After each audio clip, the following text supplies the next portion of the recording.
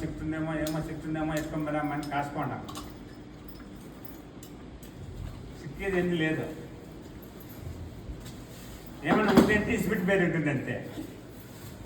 చూడండి, సిక్తుందేమో కాసుకోండి అమ్మా. సిక్కేది ఏముంటుంది? సిక్కేది ఉత్త భ్రమ అంతే. సిక్తుందా అనేది ఒక భ్రమ. ఇస్పిట్ పేరు మాత్రం నిజం. ఎవరు ఏమి మెచ్చుకోబేకే అంతా వస్తుందే. దానికోసము లేనిపో నాకు సాధ్యం పడి మోకాలు నొప్పులు తెచ్చుకొని కింద కూర్చోలేక, ధ్యానం చేయలేక, కాదనలేక కుర్చేసుకొని కూర్చోపడా నా కుర్చెట్లు నేను ఓకే చెట్లు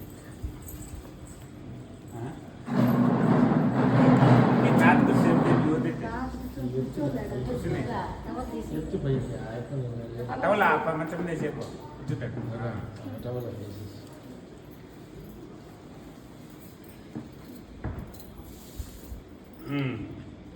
రాంబాబు సార్ కంఫర్ట్.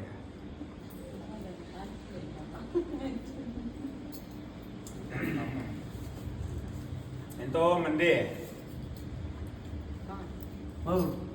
ఇదిగా మళ్ళీ అక్కడ మళ్ళీ ఉంది చిన్నమ్మా ఇక కావలేదు చల్లగా నేర్చుకుంటాను బాగా.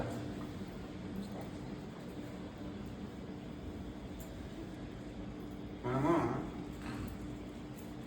ఒక మంచి మార్గాన్ని ఎంచుకొని మన జన్మ సార్థకం చేసుకున్నాను చూసుకోవాలి. అంతేగాని వేరే ఏదేదో ఉంటాయి. జీవితం అన్నాక ఎన్నో రకాలుగా వస్తూ ఉంటాయి, పోతూ ఉంటాయి. వచ్చినవి పోతాయి, యావ ఉండవు. ఇప్పుడు మీరు చుట్టాలు, మేమంతా చుట్టాలు అనుకున్నాం, వచ్చినాము పొద్దున్న వెళ్ళిపోతాం. ఏమంటామా మీరు ఎట్లుంటాము తెల్లారే వరకు, తెల్లారి వెళ్ళిపోతాం. అంతే కదా. కష్టాలు వచ్చినా సుఖాలు వచ్చినా ఎన్నెన్నో రానిలే, అన్నీ కూడా వచ్చింది అంటే పోయేదానికే. అదేదో ఉండదు. అది ఎంత పెద్ద సమస్య అన్నా ఈ పనిలే, చిన్నది అయిపోయి పెద్దది అయిపోయి అన్నీ కూడా వస్తూ ఉంటాయి, పోతూ ఉంటాయి.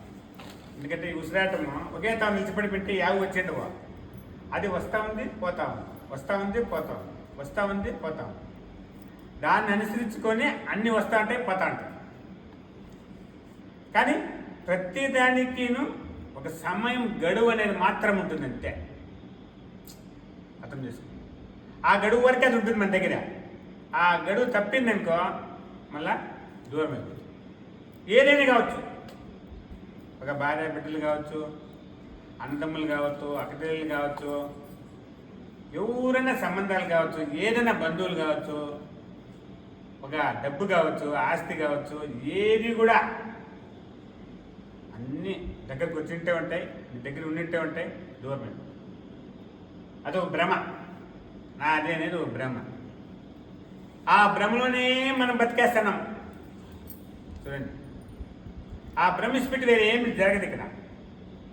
అదొక ఎమోషను మనకి. ఏమని, ఇది నాది, ఇది నా వాళ్ళు, ఇదంతా నాదే అనే ఒక భ్రమలో బతున్నాం అంతే. ఎంతవరకు? ఈ ఊపిరి ఆడే వరకు. ఈ కింద నుంచి పైకి, పైన కిందికి వచ్చే వరకే నీది. ఇది పైకి మీద పైన నిలిచిపోయి కింద మీద కింద నిలిచిపోతే ఎట్లా? మళ్ళీ ఎవరు నిన్ను కాపాడేవాడు? ఎవరి వల్ల కాదు. ఉసిరాటాన్ని కరెక్ట్గా గురుమార్గంలో ఆ మహాత్ముడైతే నడిపించుకుంటాడో వానికి ఎటువంటి సమస్య అనేది రానే రాదు. వచ్చినా కూడా ఏదో రూపంగా పరిష్కారం అయిపోతూనే ఉంటుంది. ఏదో విధంగా ఉసిరాటాన్ని ఇష్టపెట్టకుండా, గురుమార్గాన్ని ఇష్టపెట్టకుండా నువ్వు ధ్యానం చేస్తూనే ఉంటావు. నువ్వు రానిలే, తలమంది తల పండిలే, ఎన్ని కష్టాలను రానిలే, అన్నీ అవే సక్సెస్కొని పోతా ఉంటావు. ఎందుకంటే నువ్వు బ్యాలెన్స్గా నడుస్తున్నావు కాబట్టి. దీంట్లో నువ్వు బ్యాలెన్స్ తప్పి అన్బ్యాలెన్స్ అయినావు అనుకో, అది ఒకటి కోటి ఇచ్చినాక అయిపోతావు. ఇంకా ఒకటి తీరనే తీరదు. ఆ తీరలంటే నువ్వు తీరాల ఫస్ట్. నువ్వు చక్కగా డావిడి నచ్చలా. నువ్వు చక్కగా దావిని నడుస్తూ ఉంటే అవన్నీ కూడా దాని టైం వచ్చినప్పుడు ఆటోమేటిక్గా జరిగిపోతుంది. అర్థమవుతుందా? ప్రతి ఒక్కటి అంతే. ఆ ప్రజ్ఞ అనేది మనకు ఉండాల. ಯಾವುದೋ జన్మలో మనం చేసుకున్నటువంటి పుణ్యం వల్ల ఈ పొద్దు ఈ గురుమార్గం దొరికింది. ఈ గురుమార్గాన్ని మనం ఆ పొద్దు నుంచి ఎట్లున్నామో ఈ పొద్దు దాన్ని ఎట్లా కాపాడుకొని పోతా ఉండాల. దాన్ని వదలకూడదు.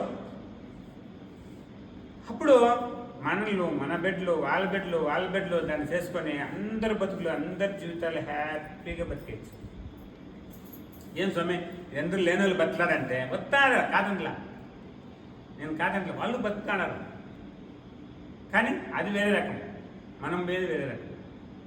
మనము ఏ విధంగా నడుచుల్లో మహాత్ములంతా ఏ విధంగా బతికినారు, కైవారం తాత ఏ విధంగా బతికినాడో, ఏ మార్గంలో నడిచినాడో, బ్రహ్మంగారు ఏ విధంగా బతికినాడో, ఏ మార్గం నడిచినాడు, వేమన్న ఏ విధంగా బతికినాడో, ఏ మార్గం బతికినాడో, యా సత్యాన్ని తెలుసుకున్నాడో ఆ సత్య మార్గంలో మనం నడుస్తానమ్మా.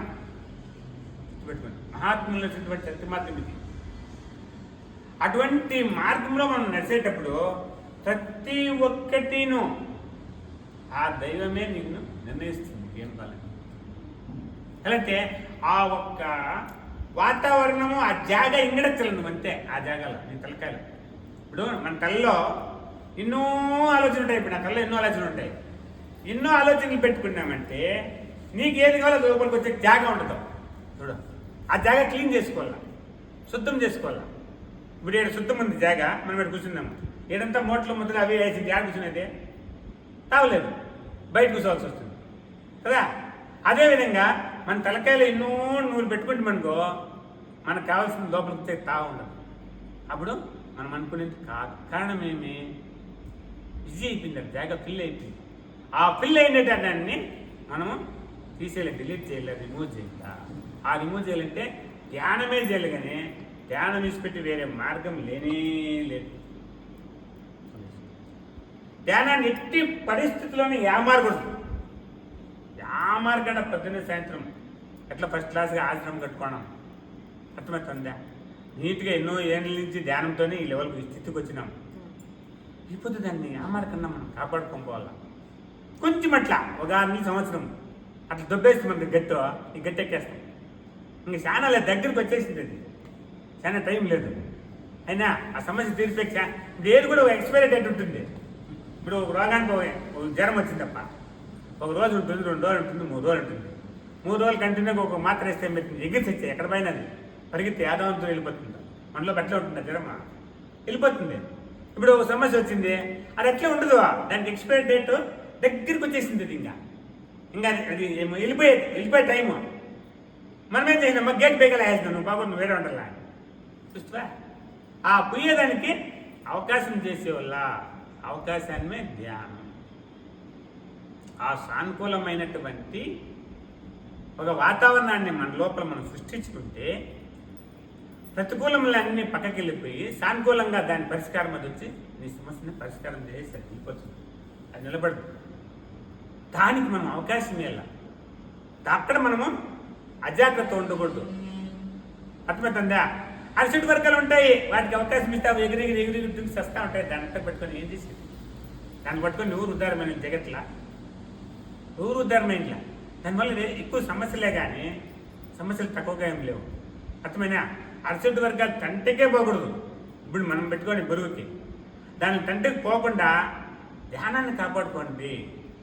విత్-ఇన్ 6 నెలల లోపల ఏ సమస్య మొత్తం పరిష్కారం అయిపోతుంది, ఏమీ ఉండవు. దానికే హెచ్చరికే ఓ మనసు. అర్థమైనా? దావిండి మీరు పనికి మాల నా కొడుకు బిచ్చినా కొడుకు కూడా మనకి ఇప్పుడు సలహా చెప్పేవాడే. భిక్షం ఎత్తుకుంటాడు చూడు వాడు కూడా సలహా చెప్తాడప్ప. మొన్న వాడు నాకు చెప్తాడు అట్లా. ఏం చేయాల? ఎలాంటి పరిస్థితి సిచ్యువేషన్ అట్లా ఉన్నప్పుడు ప్రతి ఒక్కడు పెద్దవాడే. అర్థులు కూడా మనకు సలహా చెప్పేవాడే. వాడి ఆపొద్దు మనకి కాలు కొట్టుకుంటగలడు, వాడు కూడా మనకు సలహా ఇస్తాడు. అర్థమవుతుందా? పరిస్థితులు వచ్చినప్పుడు మనం దృఢంగా ఉండాలా, మనం సానుకూలంగా ఉండాలా, మన కుటుంబంలో మనం సామరస్యంగా ఉండాలా, ఒకరిపైన ఒక విశ్వాసం ఉండాలా, నమ్మకాలు ఉండాలా, వాటన్నిటినీ మనం నిలబెట్టుకొని పోవాలా, దాన్ని చెడగొట్టుకోకూడదు. అర్థమవుతుందా? అవి చెడగొట్టుకుంటామంటే సమస్యలు ఇంకా ఎక్కువయ్యేది, దానిలో పరిష్కారం ఉండదు. ఒకసారి కూర్చొని ఆలోచన చేయండి. ఒక గంట ఒక వాటిలో వేసి రూమ్లో రూమ్లో కూర్చొని బాగా సాధన చేసి ధ్యానం చేసి ఒక గంట సేపు ఆలోచించి ఏమని మనం ఏడుంటాం, ఏం చేస్తున్నాం, ఏం చేసుకుంటే సరిపోతాం, మనమే దాన్ని తీర్మానం చేసుకుంటే నిజంగానే మనకు ఇంతకన్నా మంచి అవకాశం ఇది యావది లేదు. అదంతా ఈ సమస్య గోటంతే. దాన్ని మనం పెద్దగా చేసుకుంటున్నామంటే అదేమీ కాదు. అర్థమైనా? మీరు పొద్దున సాయంత్రం 2 పొద్దులు ధ్యానం చేయండి. 6 నెలల లోపల ₹10 అప్పుంటే నన్ను వచ్చి అడగండి, ఉండదు, క్లియర్ అయిపోతుంది. ఆ వాతావరణం సృష్టించాలి ఇప్పుడు మనం మీద. ఎందుకంటే ప్రతికూలం బయట వెళ్ళిపోయిందంటే, సానుకూలం బయట వచ్చిందంటే ఆ సమస్యలు అన్నీ కూడా మనం తీరిపోతాయి. అందుకే జాగ్రత్తగా ఏదేదో ఆలోచనలు పెట్టుకోకుండా వస్తాయిపా. కష్టం వచ్చినప్పుడు మనం 100 తరాలు మనసు చంచలం అయిపోతుంది, వికారం అయిపోతుంది. మనసు ఎప్పుడైతే అధికారం అయిపోయానో ఎవరు చెప్పింది వింటాము, అదే సరే అంటాము. అవన్నీ ప్రతి మానవునికి ఉండేదే, అది సహజ గుణం, అది వికారం.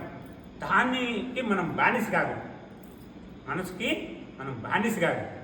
మనసుకి మనము ఎప్పుడు కూడా మనం దానికి బానిస అయితే అది మనల్ని ఉంచుతుంది, చేసేస్తుంది. మనసు మనకు బానిస కాదు. మనం ఏం చెప్తే అది చేయాలి. మనసు నువ్వేం చెప్తే అది చేయాల.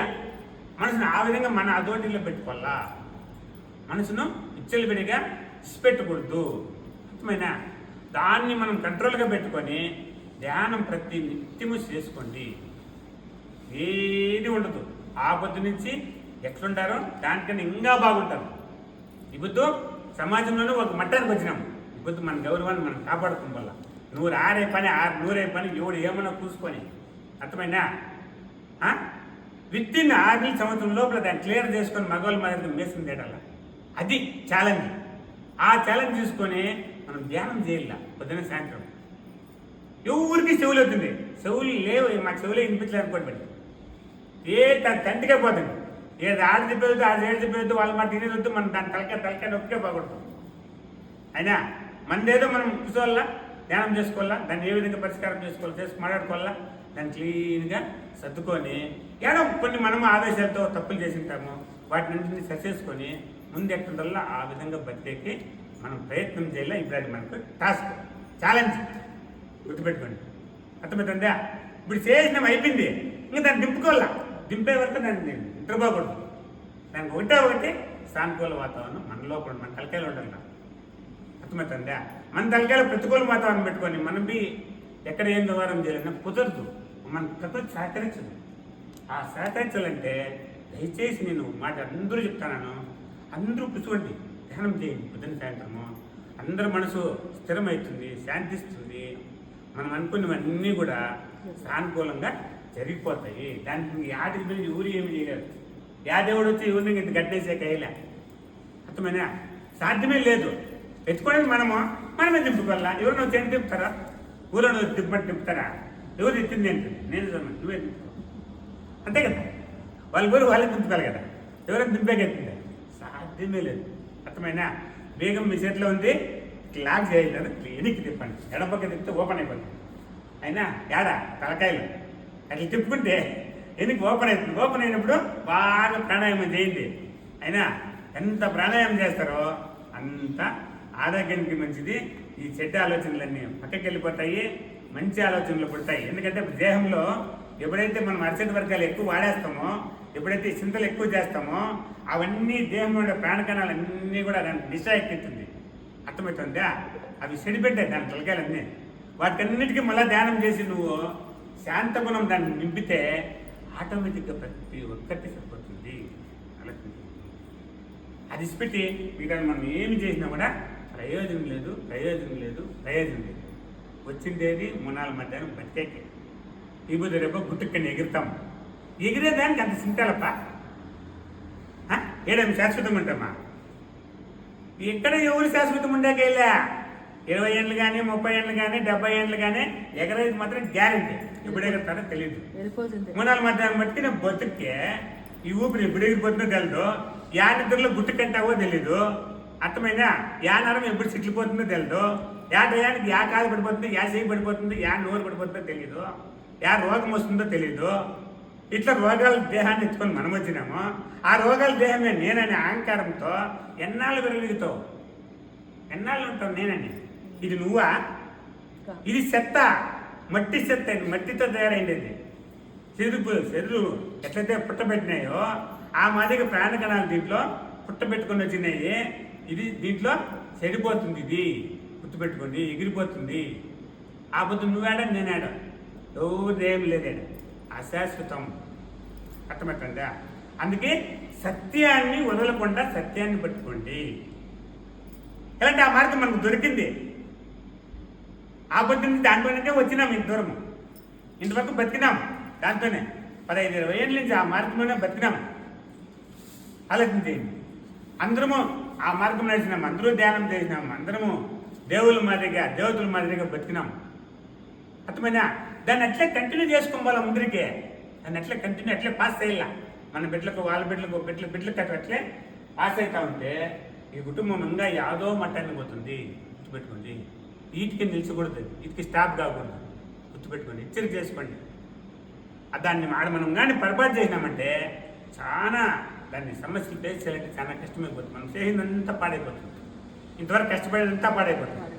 దానికి ఈ సమస్య తెచ్చిపెట్టుకునే కోసం ఇంతకాదు మనం బాధపడి పైకి లెవెల్కి వచ్చింది కానే కాదు. దీని పరిష్కారం కానే కావాలా. అర్థమైనా? అన్నీ మళ్ళీ సానుకూలాన్ని తెచ్చుకోవాలా. ఎవరెన్న నిన్న మాట్లాడండి అవన్నీ పక్కకి చెవులేండి, పక్క వదిలేయండి. దాన్ని ఏది పెట్టుకోవద్దు. అర్థమైనా? అన్నీ సరిపోతాయి, అందరూ దావాకు వస్తారు. ప్రతి ఒక్కటి సమస్య మనం సానుకూలంగా సరిచేసుకునేది. మన కుటుంబంలో మనం అందరం సానుకూల వాతావరణం సృష్టించుకున్నామంటే జగత్తు ఏం ఒక లెక్కలేదు. మన కుటుంబంలోనే ఇక్కడో తలకి అక్కడో తలకి పెట్టుకుంటే 50 తలకలు అక్కడ జరగదు. ఇంటికెళ్ళి రచ్చగెళ్తా అని చెప్పినారు పెద్దోళ్ళు. అర్థమైనా? మనము పట్టు మీద ఉండాల.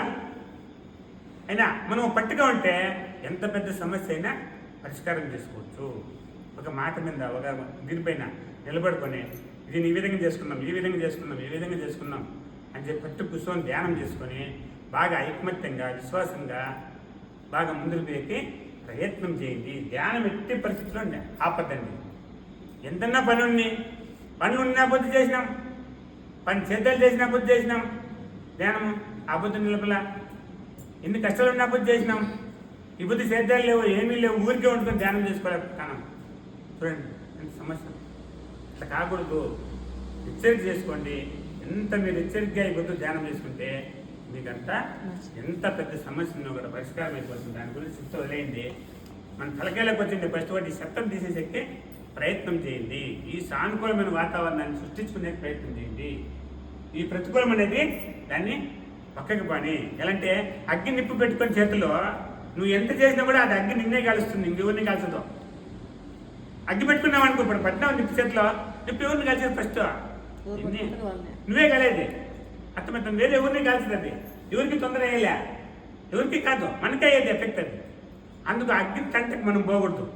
మనం ప్రశాంతంగా శాంతంగా ముందు ఏ విధంగా మనం ముందుకు పోతున్నామో ఆ విధంగా పోయేకి ప్రయత్నం చేయండి. దాంట్లో ఏమారద్దండి. అప్పుడు మనకి ఎంత పెద్దదైనా కూడా దాన్ని సమస్యను పరిష్కారం చేసుకోవచ్చు. కలకు తీయండి. దాంట్లో ఏమారద్దండి. దయచేసి నేను చెప్తా ఉంటా. నేను వేదాంతం చెప్పేకి ఇష్టం లేనా, ఎందుకంటే ఆ వాతావరణం వచ్చినప్పుడు చెప్తా వేదాంతం. ఇప్పుడు మనకు కావాల్సింది ఏంటి? వచ్చిన రోగానికి ముందు ఏ విధంగా తయారు చేసుకోవాలో దాన్ని తయారు చేసుకోవాలి. ఆ ప్రతికూలం ఏముందో దాన్ని ఫస్ట్ పక్కన పెట్టండి, సానుకూలం నింపుకోండి, ధ్యానం బాగా చేయండి, కుటుంబంలో అందరూ ఐకమత్యంగా ఉండండి. అయినా దాన్ని సృష్టించినప్పుడు మన సమస్యలు ఆటోమేటిక్గా తీరిపోతాయి. అందరూ బాగుంటారు. పిల్ల పాపలతో బిడ్డలతో అందరూ సుఖంగా శాంతిగా నెమ్మదిగా మంచి ఆరోగ్యం పెట్టుకొని తల్లిదండ్రులు దేవుళ్ళుగా కొలుచుకొని వాళ్ళ దగ్గర ఆశీర్వాదం తీసుకొని గురువుల దగ్గర ఆశీర్వాదం తీసుకొని ముందు నుంచి ఏ విధంగా బతుకుతాడారో ఆ విధమైనటువంటి ఒక జీవన విధానాన్ని మీరు సృష్టించుకోండి. మీ చేతిలో ఉంది, ఎక్కడ బయట ఎక్కడ లేదు. ఎవరి దగ్గర మనం బుద్ధి చూపించుకునేంత స్థితిలో మనం లేము. ఇప్పుడు ప్రతి ఒక్కడు చెప్పేవాడిని, ప్రతి ఒక్కడు సలహా ఇచ్చేవాడే. అయినా వానికి తలక ఒకటి వీనికి తలక ఒకటి. ఆ స్థితికి వచ్చినాం. అది వద్దు. మీరే జ్ఞానం. మీకుండే జ్ఞానం ఎవరికి లేదు జగత్లో. అంత జ్ఞానం మీకుంది. మీరు ధ్యానం చేసినారు. మనం మీ ఇంకోటి దగ్గర తెప్పించుకోకూడదు. ఆ స్థితికి పోకూడదు. అందుకు బాగా ఆలోచన చేసుకొని మంచి నిర్ణయం తీసుకొని, అర్థమైనా ఎవరు పడితే వాళ్ళకంతా చెవు లేకుండా ఫస్ట్ ఆ చెవుల్ని మూసేసి ధ్యానం చేసుకొని సంకల్పం చేసుకొని ఏ టయానికి ఏ అప్పు కట్టాలి, ఏ వడ్డీ కట్టాలి, ఎవరు అప్పు చేర్చాలి, ప్రతి ఒక్కటి ఒక టైం టేబుల్ వేసుకొని టైం టేబుల్ ప్రకారం మీరు ధ్యానం చేసి తీరకపోతే మొత్తం అప్పు నేను కట్టేస్తాను. ఓ నేను గ్యారెంటీ మీకు యత్నం చేయండి. నేను చెప్పినట్టు చేయండి. సంవత్సరం లోపల అప్పులు తీసుకోకపోతే అడగండి. నేను ఛాలెంజ్ చేస్తాను. ఇది ఒక పెద్ద లెక్క. చేతిలో దమ్ముడిలాగా నేను పెద్ద బిల్డింగ్ కట్టి రూపాయలు చేయను. ఇడీ జగత్లో ఏనా కొడుకు చేయను. ఆ విధంగా చేయను. అదేదో కొంచెం ముందే ఆ 3 ముక్కలు తెచ్చుకునే పెద్ద కష్టమా? దాన్ని పట్టుకొని నేర్చుకుని కూర్చుంటే తీరిపోతుందా? ధైర్యం ధ్యానం చేయండి, ధైర్యం దిగండి. నేను తీరిపోతే చూస్తాము. సంకల్పం చేసుకొని స్ట్రాంగ్గా. ఏంటి గతం ఎట్లాదో అయిపోతుంది. ఇదే లెక్క. నరేంద్ర మోదీ పొద్దున్న సాయంత్రం మాట ధ్యానం చేసే ప్రధానమంత్రి అయినాడు. ప్రధానమంత్రి భారతదేశానికి ఏదో పొద్దున్న ఉన్న ఒక అర్ధగంట సాయంత్రం అర్ధగంట ధ్యానం చేసినాడు. మనం గంటలు చేస్తాం, మనమేం కావచ్చు. కానీ అంటే పంటలంటే కొంచెం సమయం పడుతుంది. ఈ పొద్దు ఇత్తనం వేసి ఈ పొద్దు మనం ఫలితం సాధించాలంటే వేయలేదు తీసిన.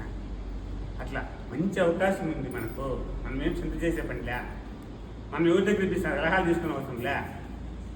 ఫస్ట్ చెప్పేది వినేది 2 సాలించండి. కూర్చొని నోరు మూసుకొని చెవులు మూసుకొని కన్ను మూసుకొని ధ్యానం చేసేది నేర్చుకుంటే మన పని సమస్య ముఖ్యాలు బాగా తీరిపోతుంది. సరేనా? ఆ విధంగా చేసుకునేకే ప్రయత్నం చేయండి. సరేనా? స్టార్ట్ చెప్పు.